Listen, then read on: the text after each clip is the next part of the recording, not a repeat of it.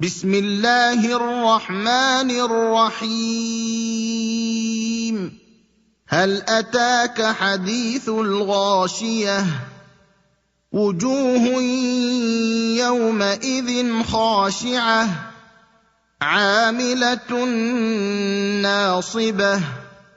تصلى نارا حامية تسقى من عين آنية ليس لهم طعام إلا من ضريع لا يسمن ولا يغني من جوع وجوه يومئذ ناعمة لسعيها راضية في جنة عالية لا تسمع فيها لاغية فيها عين جارية فيها سرر مرفوعة وأكواب موضوعة ونمارق مصفوفة وزرابي مبثوثة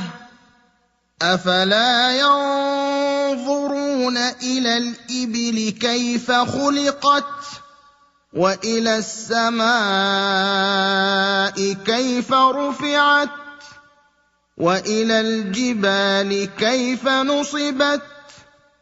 وإلى الأرض كيف سطحت فذكر إنما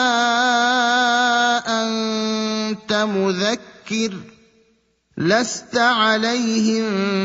بمسيطر إلا من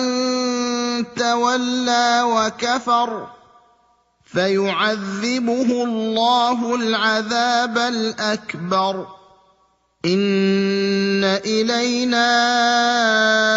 إيابهم ثم إن علينا حسابهم